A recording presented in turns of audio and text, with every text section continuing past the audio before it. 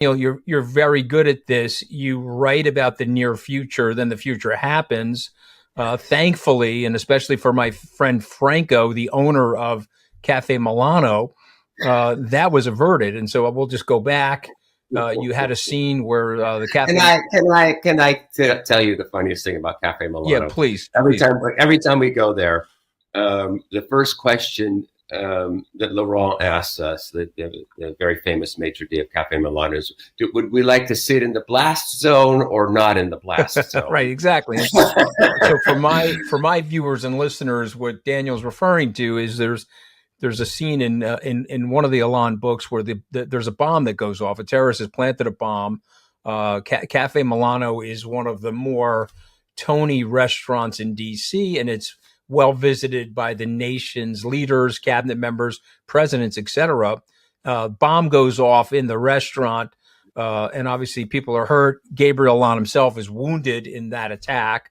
And then coincidentally or not so coincidentally, because this is part of your genius, we have a situation where a terrorist, I think it was an Iranian terrorist, was about to blow up the restaurant, Yeah. and it was averted. And so some people have said to me that yeah, a lot of people in the intelligence arena are reading your books, and you were predicting something that was about to happen, and in a weird way, you possibly helped them prevent it from happening. But now we got this unique situation. I don't want to give up this book, The Collector. I thought it was a virtuoso of yours. I thought it was a total masterpiece. I don't want to give up the book, but there is a plot line that I do want to discuss without giving up too much detail.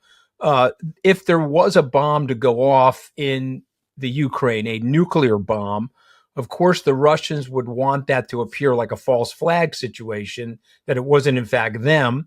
And so they would have to find fissile material from another part of the world that couldn't be traced back to them, and therefore that's part of the plot line that Gabriel and his cohorts are working on.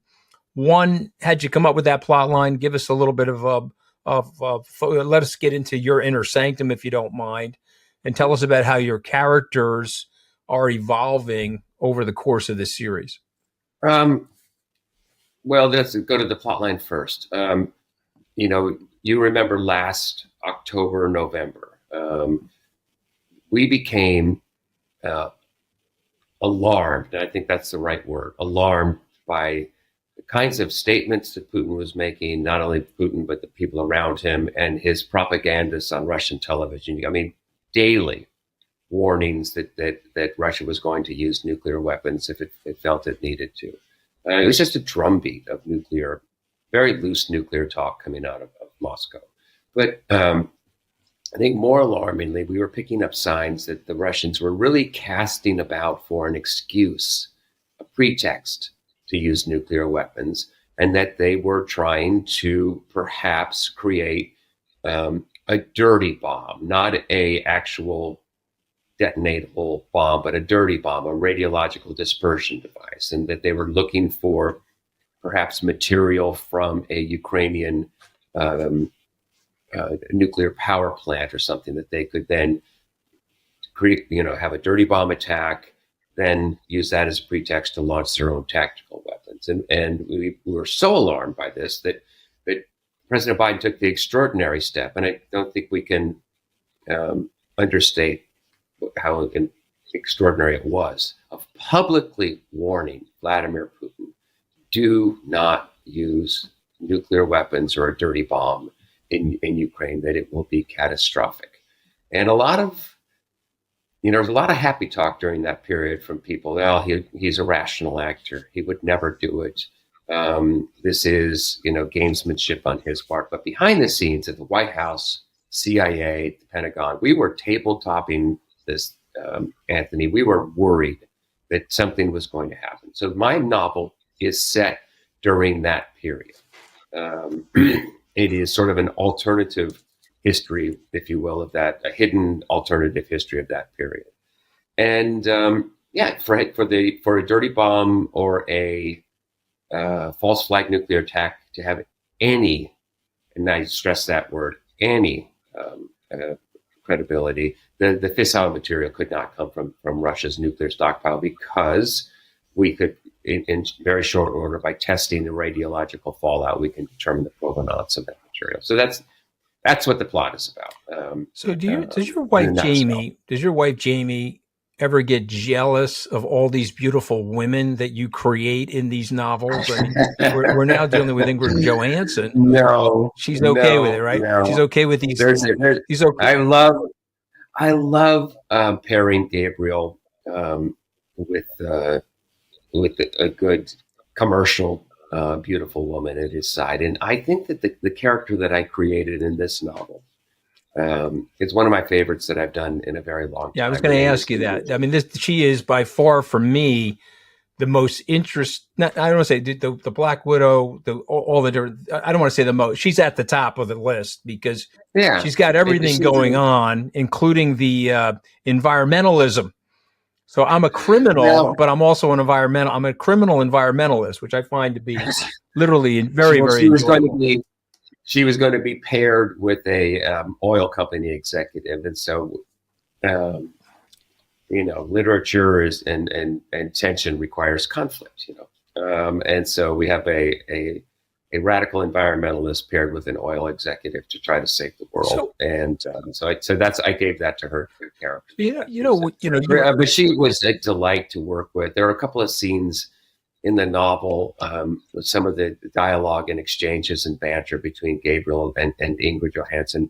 I feel some of the best stuff I've ever written. Yeah. From the minute she came into the novel, she just sort of jumped off the page. I can't wait to use her again. Yeah, no, listen, I love every minute. Ingrid survives the climax of the book. Yeah, the problem with your novels, unfortunately, is I savor them, and so I don't really want to finish them. I find myself if I'm in a quiet place, I want to read them, but I don't want to read them if I'm not in a quiet place. But when I finished this novel, I was like, okay, I got to wait another 11, 12 months for the next one. But let me ask you this, because we're both lovers of books. We're both bibliophiles. You have a book collector in the book, The Collector. You picked 3 books: The Great Gatsby, or as you call it, Gatsby, The Beautiful and the Damned. Those are both written by F. Scott Fitzgerald. And then Thomas Mann is in the book, The Death of Venice. And so why those 3 books, or were those just random books out of your brain, or did you pick those? Were there symbolism in those 3 books as it related to this book? Well, anyone who's read my book, and my books, I should say, knows that I have all sorts of Gatsby allusions all through them. I'm a F. Scott Fitzgerald. Yep. He's a huge influence on my writing and my style. I mean, I cannot write like F. Scott Fitzgerald, obviously, but I just adore Fitzgerald. Beautiful and Damned. I mean, it's obvious allusions in the novel. Sure. To that choice. Well, Gabriel says more than once, which one are you? Are you the beautiful, or are you the damned? Yep. Which one are you damned because of what you have done? And the book, compromat, Russia's use of compromat, to compromise and turn people from law-abiding, decent people into their assets, how ruthlessly they wield compromat, how the entire Systema, as they call it in Russia, is based on compromat. That anyone who is in the inner circle or making money in Russia is compromised in a very real sense by their participation in the system. And so compromat is very very much at the forefront of the novel, and a major character in the novel, an oil company executive. He's completely compromised by the Russians and does Putin's bidding.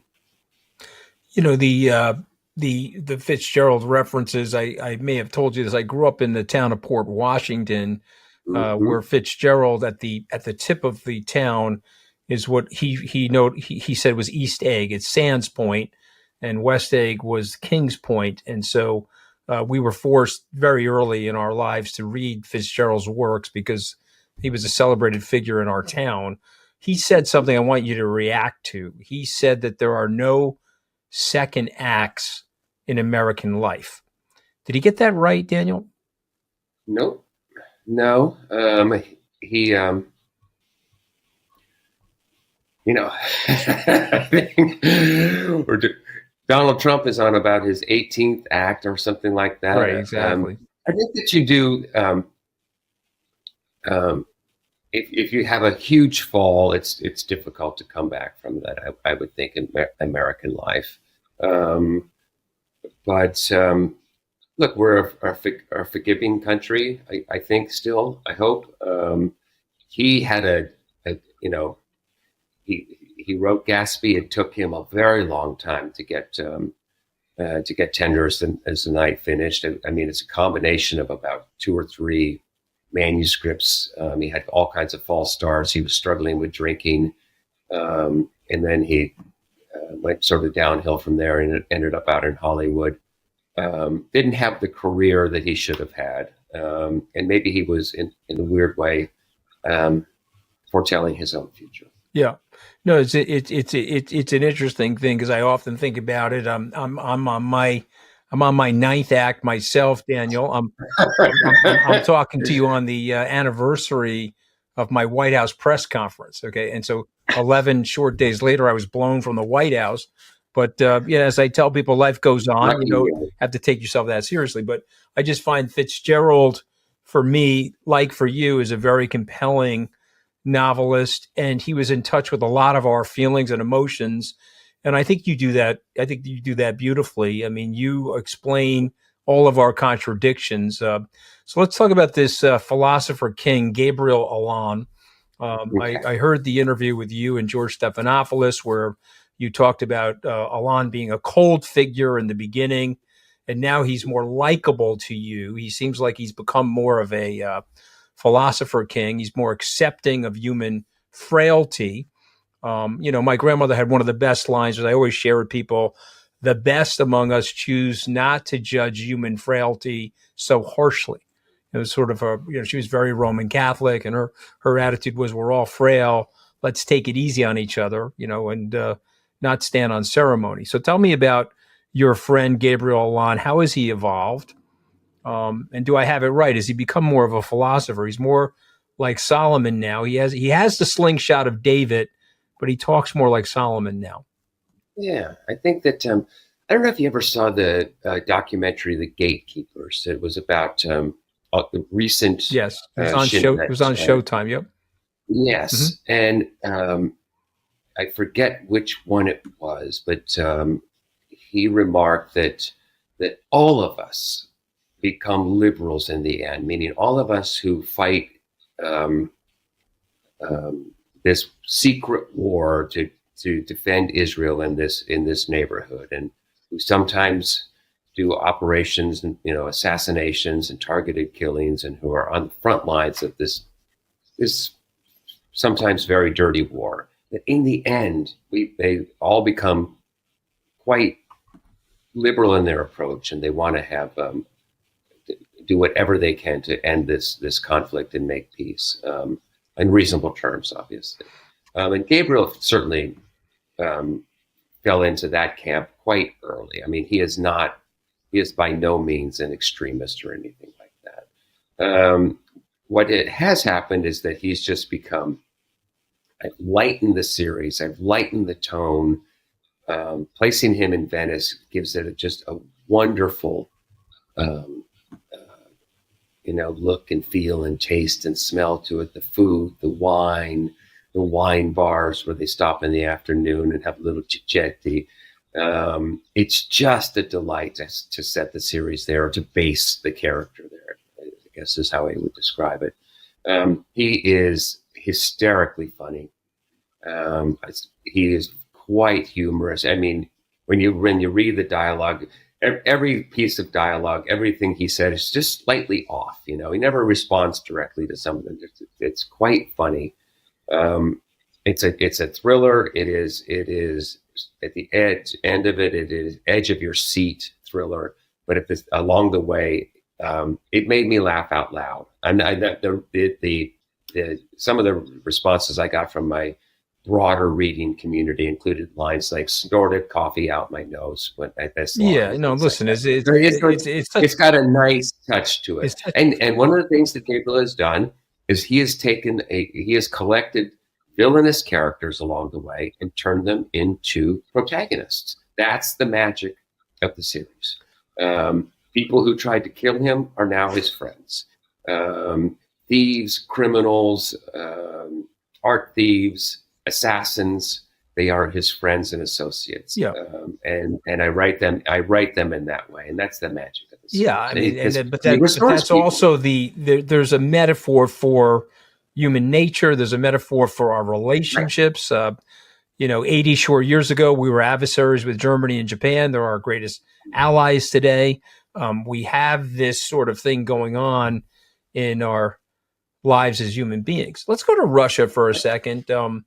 I want to get your thoughts on Russia, today's Russia, and somebody said to me, student of Russian literature, that the pain comes from the dislocation and the geography. And I just want to get you to react to this.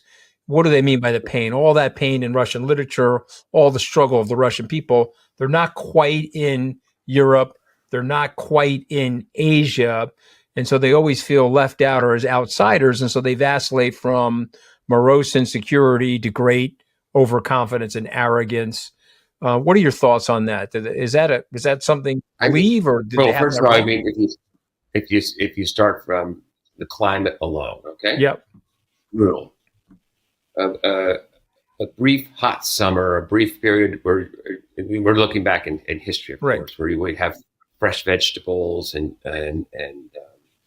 I mean, it's a hard land. And then, of course, it was cut off from Europe and did not experience the Enlightenment, um, and which therefore did not experience, an early exposure to democracy. I hate generalizations and we're saying, that Russians are by nature, patriarchal society, but I'm not sure that that democracy, a true democracy, is it really a natural fit for the country? Is hate I hate to say that, and the criminality that goes on inside Russia today, as you know, is just astonishing. It's a criminal state. It's a mafia state run by the boss of bosses, but the gangs underneath him and everything. It's a mess. And but at the same time, the level of brilliance, the music, the literature, it's a strange combination of incredible beauty and pain and sadness, and unfortunately just failure. They just can't get there. Yeah. And One of the richest countries in the world, though, right, Daniel? I mean, it's got in all, natural yeah. resources, Mhm. and that's part of the problem, that Putin has just become, the world's gas station, and they're going to mine and hack down their forests, and that's going to be their economy. I I am alarmed by it. There was a great map that was on Farid's show the other day, Farid Zakaria, GPS. It showed it put the countries in red that are still trading with Russia, and it's all of Africa. It's a huge section of Central Asia, and I was wondering if get your thoughts on this. That are we, because of this war, reordering the global economy in any way? Yeah, and there's no question. I mean, Um, we've okay, the great irony of what we did there is we've actually hurt ourselves, and we've also we've repositioned the U.S. dollar. You have to be very, very careful. We benefit from the dollar being the reserve currency, but we made a decision 22 years ago to weaponize the dollar. And there's a great book called Treasury Wars, Daniel, where we use the dollar as a mechanism for sanctions. Countries that we like on the SWIFT system, the international banking system, countries that we dislike. we take these punitive measures towards. It's been a very effective political tool. And here's the problem with that tool, Daniel. Our politicians don't have to have any recourse. So our politicians no longer want to make decisions, right? They cede war powers to the president. The Congress doesn't like voting on those things. And so this is a mechanism by the administrative state where we can do things that politicians are no longer comfortable doing. We're watching the movie Oppenheimer this summer. And of course, Harry Truman has to make this decision to detonate literal death, create the sun on Earth, to wipe out 220,000 people. He makes that decision. We can debate that decision today, but he's making decisions. Our politicians are not doing that anymore. And so this is creating some havoc. And you know this intuitively. Anytime we make a decision like that, we're creating unnatural alliances. The Chinese and the Russians have a 1,600-mile border dispute. Okay, the Chinese still believe that there's a large swath of Siberia, which was taken from them by the Russian Empire in the 1630s, that belongs to them. And so these have been antagonists for several centuries. And yet, because of the decisions by the United States, we've put them into an alliance with each other. And so, we have to be careful about that. That's one of the things I did learn in my 11-day ill-fated stint. Any decision that's being made by the president comes with great ramifications. Yeah, great ramifications. So we all view in the U.S. the Bin Laden raid being a successful raid, but there were ramifications. Okay, we upset our relationship with Pakistan. We invaded a sovereign nation. We set an alarm bell off all over the Middle East. All of those tyrannies, they were super worried about potential invasions, but they were also worried about the conservatives saying, okay, you have to reject American policy and break your treaties with America. If you don't, they're coming for you, or they're coming for our country too. So there was lots of negative ramifications that came out of that, which you and I both know. But I want to get your opinion of this. So is there is there an optimistic outcome for the Ukrainian war? Is there an optimistic outcome for the Russians? Is this something that you and I, for our lifetimes, we're going to be plagued with this level of Cold War, hot war antagonism with the Russian people, many of which you and I both know, like you said, are kind people. I mean, we both know many Russians that we have a tremendous amount of respect for. Look, one of the things that I talk about in the novel is what happens when Russia experiences a disastrous war or foreign policy adventure. Russo-Japanese War led to the first Russian Revolution of 1905. Collapse of the Russian army in World War I led to the Russian Revolution of 1917 and the Bolsheviks and the murder of the Tsar and his family. Misadventure in Afghanistan led to the collapse of the Soviet Union. Vladimir Putin knows his Russian history. He knows that if things go much worse, I mean, the percentage is 3/4 of the Russian military inside Ukraine right now, or something insane like that. Is it 200,000 casualties or 300,000 casualties? That the possibility of the fall of Putinism and regime change should not be off the table. And that is what I hope we're trying to achieve, to be honest with you. That's what I would be thinking about. I agree with Anne Applebaum. A lot of people are worried about, well, is the next person who takes over going to be worse than Putin? Anne Applebaum's thesis is no one is worse than Putin because he knows how to operate the levers of power so effectively. So I would like to see this end with the end of Putinism. And what I'd really like to see is his butt in the dock at The Hague. But I think that's probably too much to hope. Yeah, no, listen, I want to be optimistic, but I am a Russian dissident. I'm going to say that I am a Russian dissident. I am a Russian pro-democracy activist. people always ask me, "Are you anti-Russian?" No, I am pro-Russian. I am for the Russian people. I would be on the front lines in Russia and against Putin. I have tried to, in all of the works, convey that I'm a pro-democracy advocate. I'm a human rights activist. I want the Russian people to have democracy. We've got to get rid of this guy.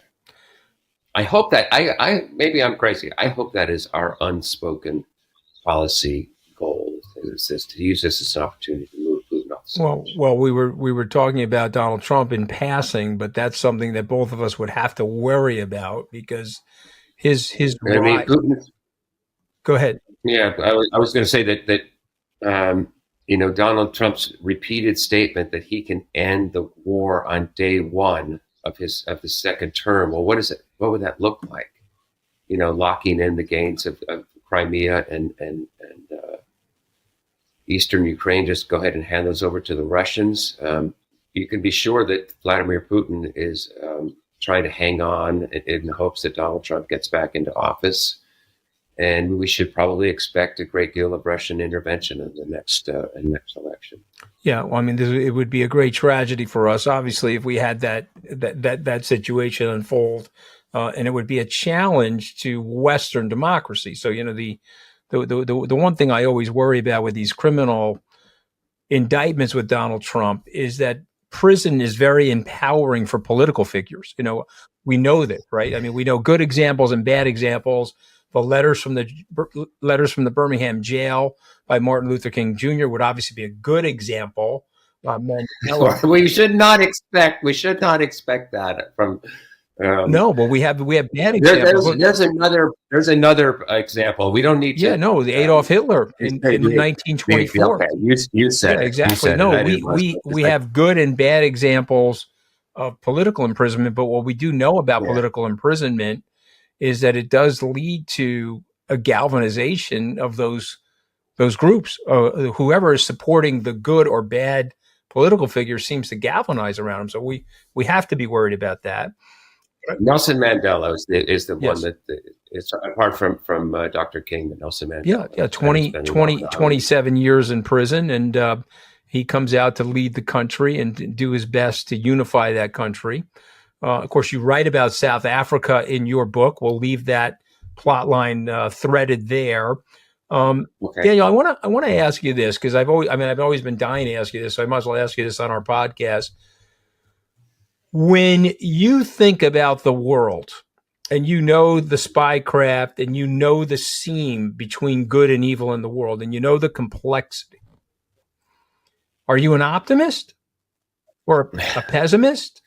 A realist? How would you describe yourself, and how do you think about the future of the world? We were talking about the climate a moment ago with my character. I don't know about you, but I'm alarmed by this summer. So I know we're having a sharp fluctuation because of the El Nino cycle, but it was 152 degrees apparent temperature, not actual temperature, in Tehran the other day. 152 degrees. Humans cannot live in that kind of climate. We are about to have a section of the earth in Pakistan, parts of India, that region that's going to back Iraq, going to be uninhabitable pretty soon. At least for large portions of the year. We're going to have millions, tens of millions, hundreds of millions of people on the move pretty soon. We are losing cropland around the world to climate change. When you see, I'm very worried about the unraveling of democracy and democratic norms. I worry about competition for scarcity of resources, water, for one. I think the world's going to be more chaotic than it is even right now. That's what I would say. I try to portray my, my characters are professional spies and intelligence officers, and they're supposed to make these kinds of ruthless, hard decisions. But I'm also, as I said before, I believe in human rights, and I'm personally, left of center, and I worry about the world that we are on course for, and spies and intelligence officers have to prepare their countries and their leaders for the decisions that they're going to have to make, and we in the northern hemisphere are going to face some difficult decisions because of climate change. That's for sure. Well, And Israel. I mean, Gabriel lives in Venice now, but my goodness, it was, I guess that Prime Minister Netanyahu had to go into the hospital with a little bit of heat exhaustion or dehydration. Yeah. Israel's on fire with the temperature. The Mediterranean, this is going to create a lot of instability, I'm afraid. Well, I mean, I want to throw one more thing at you. I'll let you go in a second, but we both know what Dunbar's number is. It's why we have a difficulty maintaining more than 150 relationships. And the irony of our evolution is those relationships got us here. We were able to have these nice small villages, and the villages turned into city states. And then we had the administration of larger entities. But unfortunately, we can only really relate to about 150 people, at least according to Dunbar. So when you have a plastic cup or you have a plastic bottle and you're discarding it, you're not thinking about the 8 billion people and the impact that we're holistically having on each other. So is this feature of our evolution, which got us to where we are today, preventing us from dealing with the problems that we have? Well, look, I mean, the statement that came out from China this week on climate was very revelatory, in my opinion. I mean, are they at 1.2, or I can't remember what their current population is? Okay, we have these people; they need electricity for this. We are not, going to make any drastic changes to our power grid and power consumption anytime soon. This is not going to be our decision. So. I am worried that there's just going to be, they're trying to weave together an international coalition to take this on is going to be very difficult. We're talking about the heat. We need air conditioning. People aren't going to be able to survive without air conditioning. We need electricity to power the air conditioners. That we're not going to be able to marshal a broad coalition to get this done. It's going to fall on individuals and making decisions. That's where I'm at on this. No, it's interesting, and then we have to try to get as much into. We're going to have great electric cars soon. Try to drive less. Try to use less. Try to do everything you can with recycling. Do your bit. We're all going to be in this together. Yeah, no, it's a. By the way, we've gone from climate change. We're now in the climate crisis, and when we get to 1.5, which we're going to just blow past that 1.5 degrees Celsius above pre-industrial, we're going to go to a climate apocalypse, in my opinion. Well, let's leave on an up note. Yeah, no, but I think it's important. I think it's important to at least discuss it because we have climate declinists, if you will. They don't believe in the climate change that's happening. You can't. It's irrefutable. I mean, if you look at the data, you look at the information, and you look at the admission, it's irrefutable. But I guess so. The reason I'm asking you these questions is that you're good at predicting things. And isn't there a lot of money to be made in renewables and I mean, yeah, well, I think that's ultimately exactly going to be the ticket.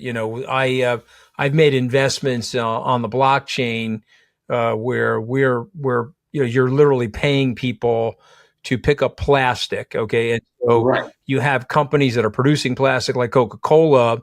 They'll drop ship money into companies which will incentivize the youth of the world to get the plastic out of the ocean, to get the plastic off of the, but we're just in that vexing dilemma that you're describing, because you need the air conditioning. The air conditioning emits carbon, so you're cooling off the inside while you're heating up the outside. It actually,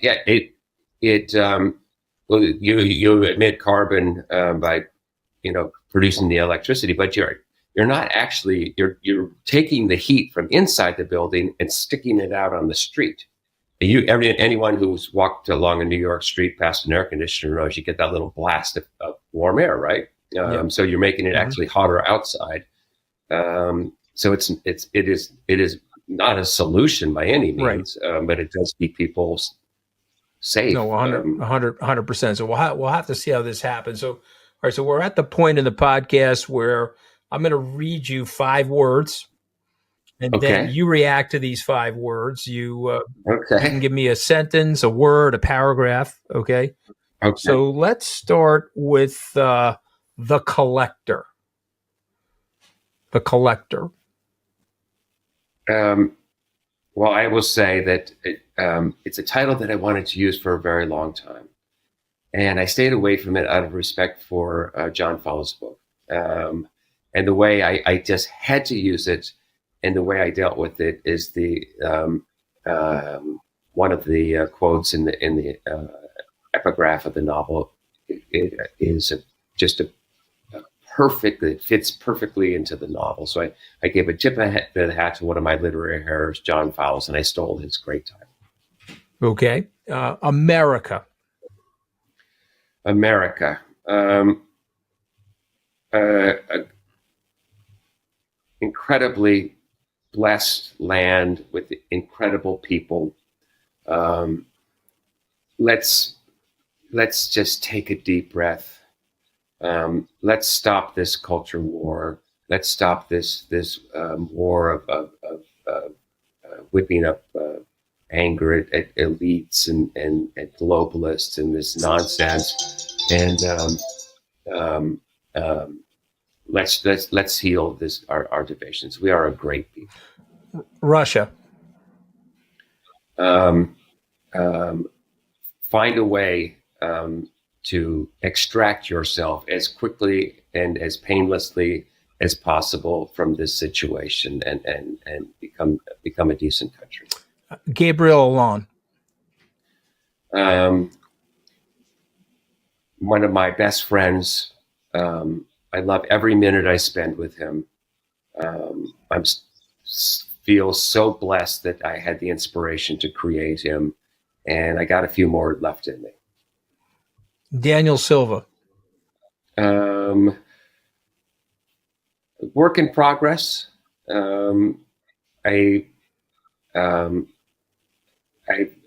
guess that I can see that my career is heading towards an end at some point. I feel like I am so blessed and so lucky in that I was able to do what I always wanted to do from the time I was a young kid. Well, listen, I think your best years are ahead of you. You got to think like Warren Buffett. I hope so. You've got your best years ahead of you. But listen, it's a phenomenal book. I'm looking forward to the next one already. With great sadness, I finished this book 2 days ago. I say with great sadness because I now have to wait 12 months for the next one. But the title of the book is The Collector by Daniel Silva. And it's just another amazing piece of literature. There's so much to learn from your writing and from your personal thoughts. So thank you today for joining us on Open Book. Thank you so much for having me. What a wonderful interview. AI is not going to be a luxury for us. We're going to need AI to help us do the massive amount of things that need to be done to provide healthcare to people. An oil refinery and a hospital can have the same operating budget, but an oil refinery has 12 people working in it. A hospital has thousands of people. Okay, so joining us now on Open Book is Dr. Ron Razmi. He's the co-founder and managing director of Zoe Capital. But the book is fascinating, and thank you for coming on, sir, because I want to talk to you a lot about what you're doing. Title of the book is AI Doctor, The Rise of Artificial Intelligence in Healthcare. And so I've read a lot about AI over the course of my life, the perils and pitfalls of AI. But this part of AI I find to be completely amazing, and this could be quite transformative for the next several generations of next several generations of citizens of the world, for that matter. But before we get there, Doc, tell us a little bit about your background before we frame out what you're working on. Sure.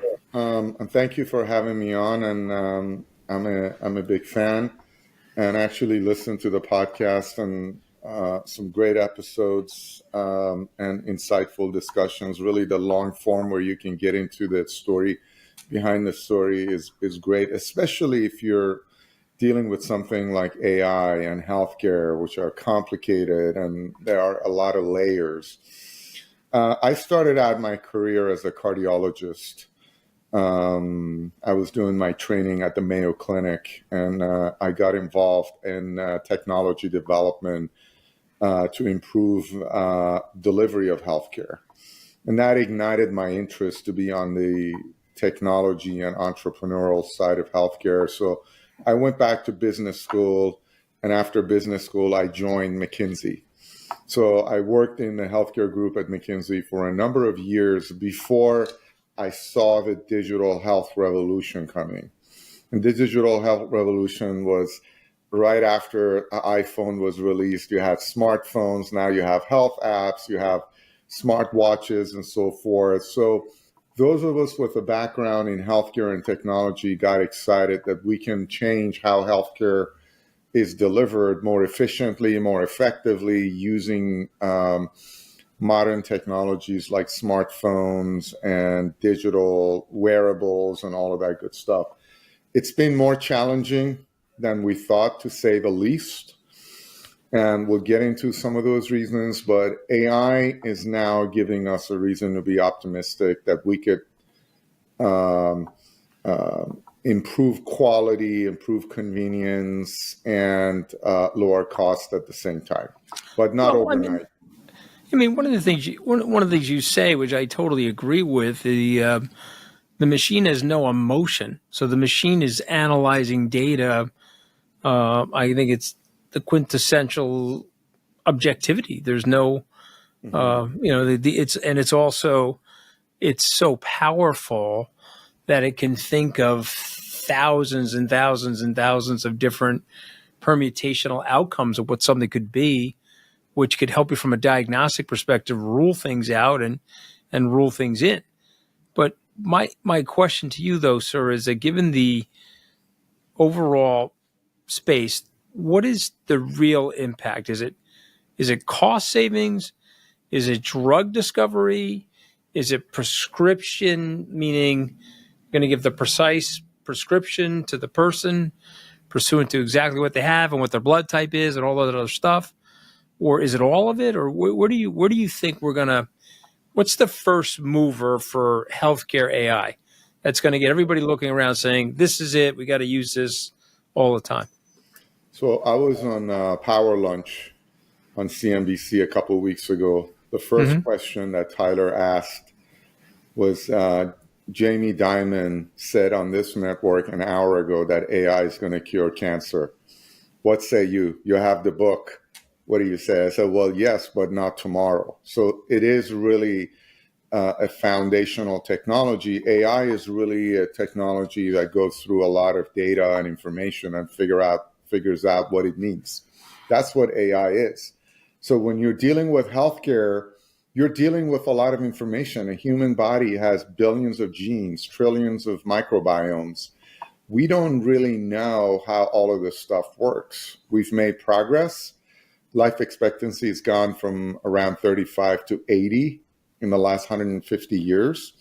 However, all of that is in light of the fact that we really don't know how human body works. We almost know nothing about the brain. That's why we don't have anything for dementia and a lot of the brain diseases. So now we're coming into this fight with this powerful tool that helps us find relationships between our genes and our immune system and the foods that we eat and all of this stuff. So there are magnificent things ahead for us But just like I told Tyler, it's not a year or two out. It might be a decade or two out for the really lofty, ambitious stuff like curing cancer and figuring out the secrets of the human body. However, there are immediate use cases around administration of healthcare, improving patient experience, home-based diagnostics that can make an impact in the next few years and provide a step forward. But the book is almost 370 pages long. There are 14 chapters in there, each that break down AI in diagnostics, AI in therapeutics, AI in drug discovery. So when you have a foundational technology, the use cases are many. It's just that some are going to be more doable in the short term. And those are also the investable use cases. Okay, so Elon Musk and Google and these guys have been working for the last 10 years on self-driving cars. Mm-hmm. And, they've got some cool technology. The car comes out of the parking spot and comes to greet you in front of the store.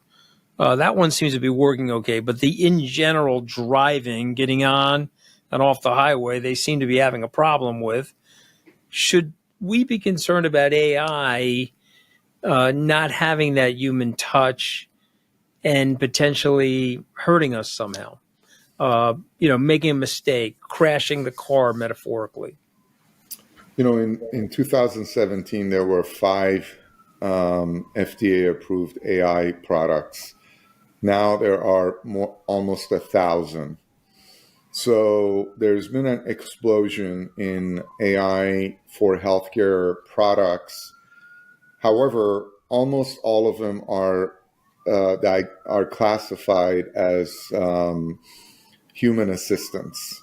So a radiologist still needs to review an image that an AI solution reads.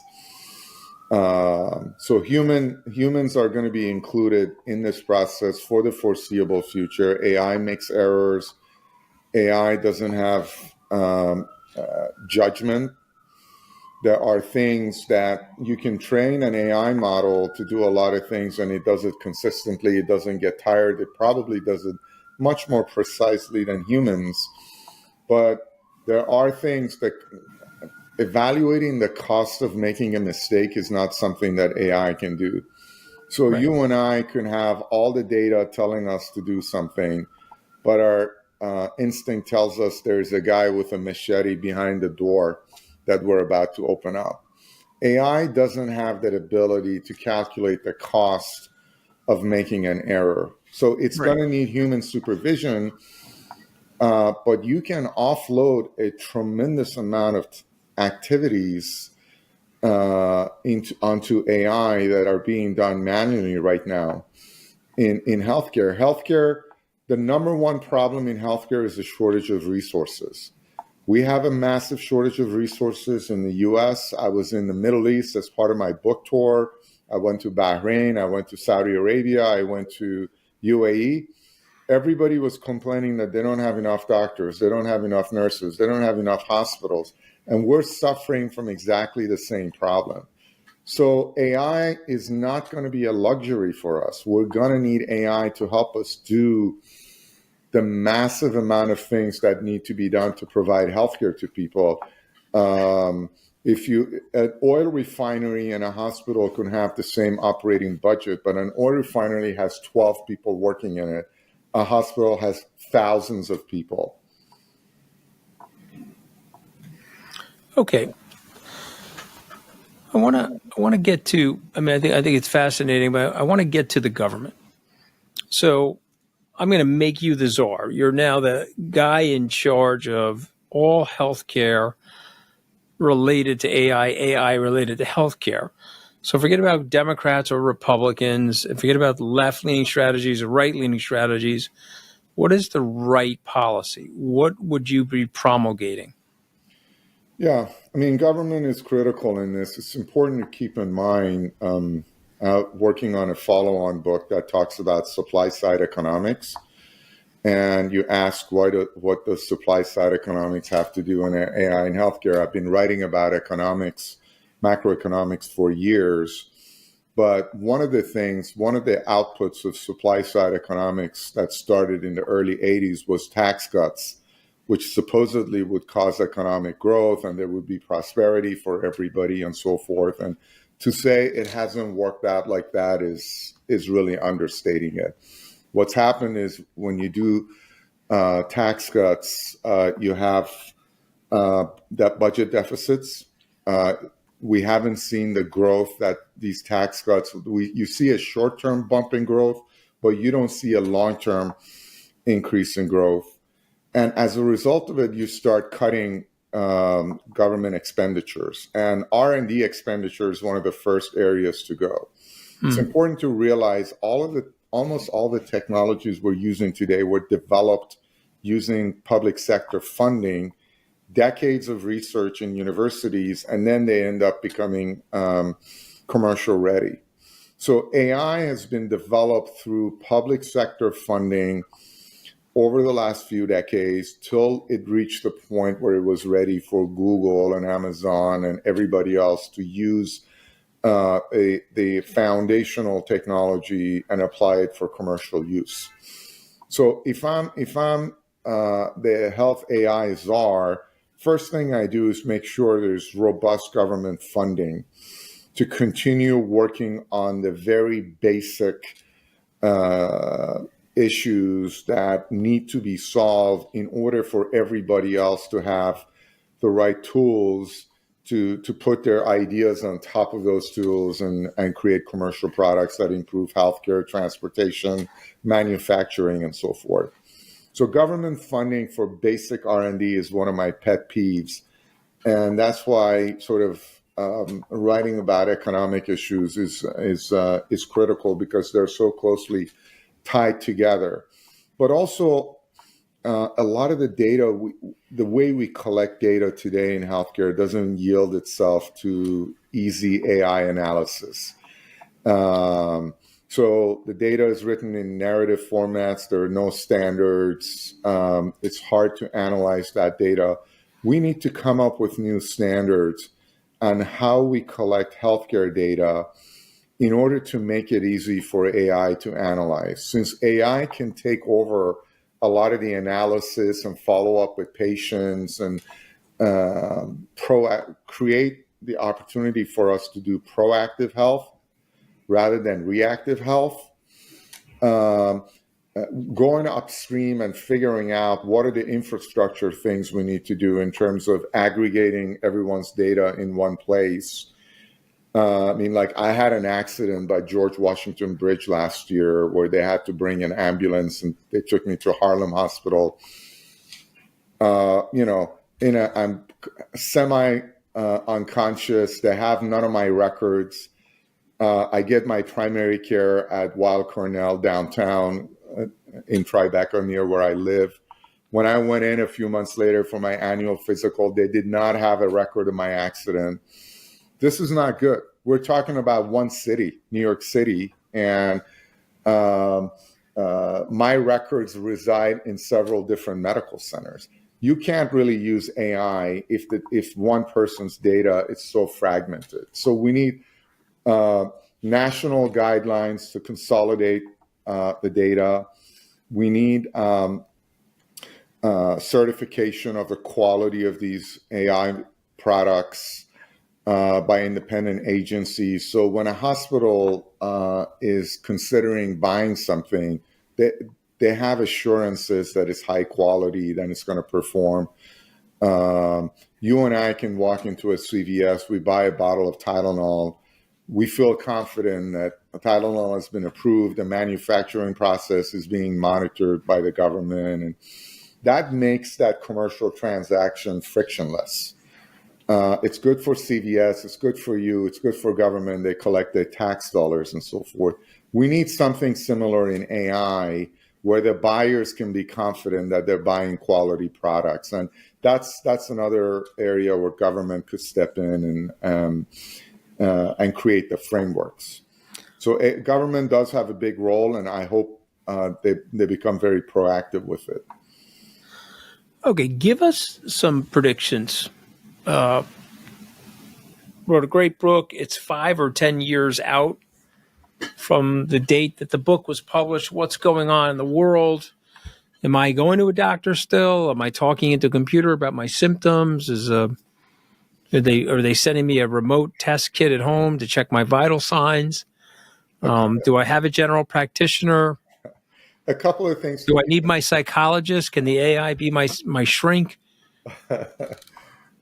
Great questions. First of all, I would say, given the strain that providing healthcare is putting on government budgets in all advanced economies, US, Europe, Japan, and so forth, being able to dial AI up as soon as possible to lower cost of care and improve quality and so forth. Talk about addressing budget deficits and improving government's ability to deal with an aging population. AI is really the answer. So if we have AI that can interact with someone who has chronic heart disease or diabetes and help manage them so they have better outcomes, then you're going to lower cost of care, because a lot of times the cost of care is tied to people going to the emergency room, hospitals, and so forth. So AI could actually be the answer to these massive budget deficits that are forecasted for us and other advanced economies. And a lot of it is due to Medicare, Medicaid, what government spends on healthcare. It's a big part of our federal budget. So with that in mind, we're, as an investment firm, we're right now investing in administrative and operational use cases. There's, for example, ambient documentation. It's a use case where you turn on the microphone when a doctor is visiting with the patient, listens to the conversation, and does the documentation for the doctor. The doctor doesn't need to take notes. When I was a practicing physician, it's one of the things I hated about my jobs was taking notes and doing the documentation. That's a prime use case that's here and now. Investors who were lucky to invest in companies like a Bridge and DeepScribe a couple of years ago when they were worth $20-30 million and they were just getting started. A Bridge just raised $150 million at $2.5 billion valuation. These are low-hanging fruits that are going to create 1,000x your money if you know which use case and which companies to invest in. We're looking at technologies for coding. The doctor has to do coding in order to submit for reimbursement. It also used for public health and so forth. AI could read the doctor's note and do the coding for them. Another really pain in the ass, busy work. There is now AI on your smartphone that if you feel like you might have a urinary tract infection, something that's very common in females, you can pick up a kit from the drugstore and do a strip at home and hold your smartphone, and it tells you if you have a urinary tract infection. So you're going to have administrative and operational use cases. You're going to have use cases, for example, a chatbot that listens to you mention your complaints and connects you with the right level of care. It's not going to replace your doctor, but it's going to direct you more efficiently to the right level of care and help that doctor take care of you a lot more efficiently. Those are the immediate, the next 5-year type things. Okay. All right.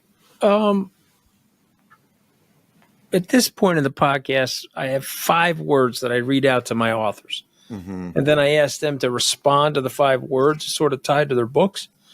And so I'm going to say the word, whatever comes to your mind, you talk to me about it. Okay, you ready? Sure. So I say the word healthcare. You think what? Responsible for 30% of all economic growth since the Industrial Revolution, according to McKinsey. Yeah, and I agree. And that's the 35 to 85 move that you were discussing, right? You know, that's led to the higher quality of life for this little animal on this planet called humans, right? Exactly. And, Right. you'll either improve productivity or more people Right. working to have GDP growth. No question. I say the word patient. What do you think?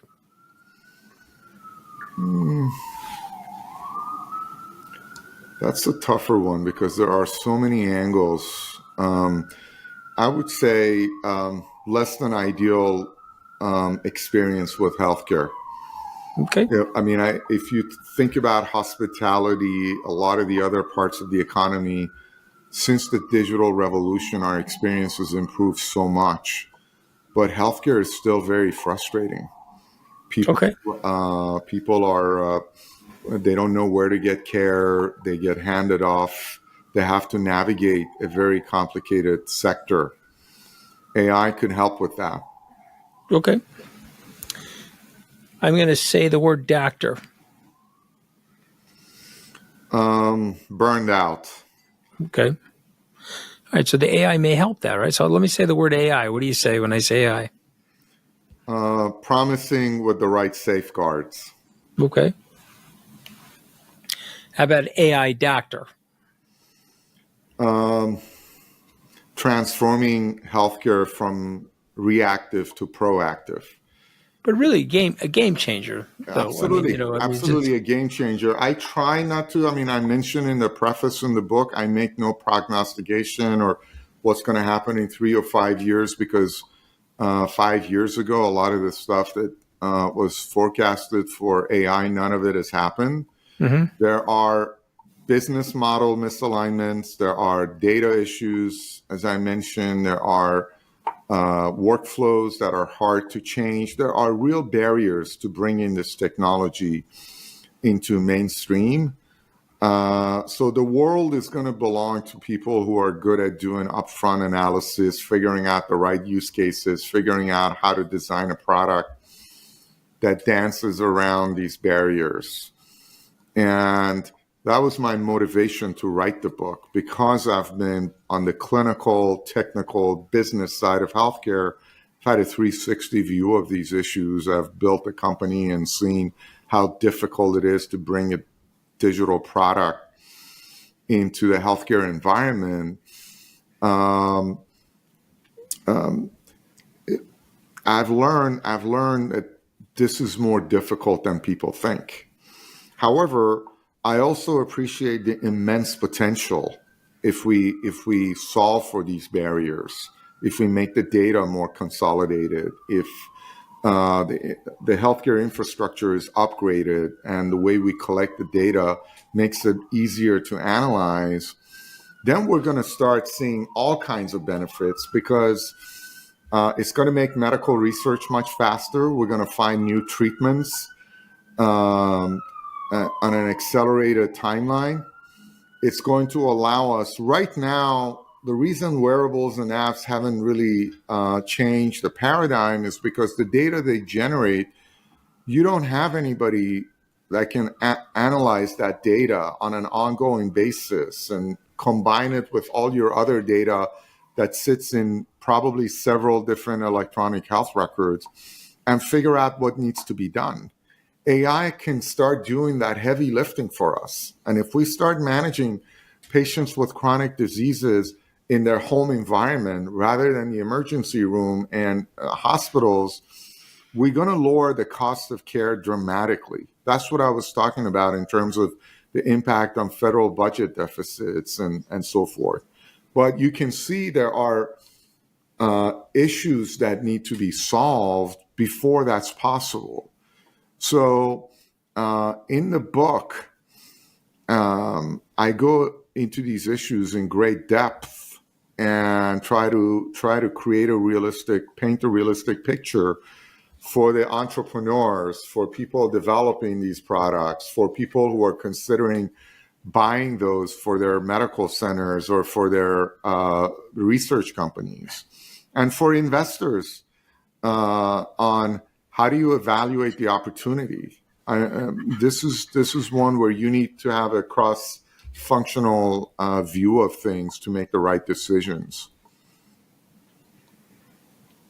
I mean, it's incredible, what's happening, and I'm very, very grateful to you, Doctor, for coming on, because so many people are behind the curve in terms of understanding the quantum leap that healthcare, many other sectors of the economy, but healthcare, and as you said, if we can get the healthcare right, it leads to unbelievable positive externalities for the quality of our lives and their economy, the economic growth, et cetera. So I really appreciate you joining us today on Open Book. Thank you. Thank you for having me. Before I let you go, sir, I just want to repeat the title again. The title of the book is AI Doctor, The Rise of Artificial Intelligence in Healthcare. Dr. Ron Razmi, thank you very much for coming on Open Book with us. Thank you for having me.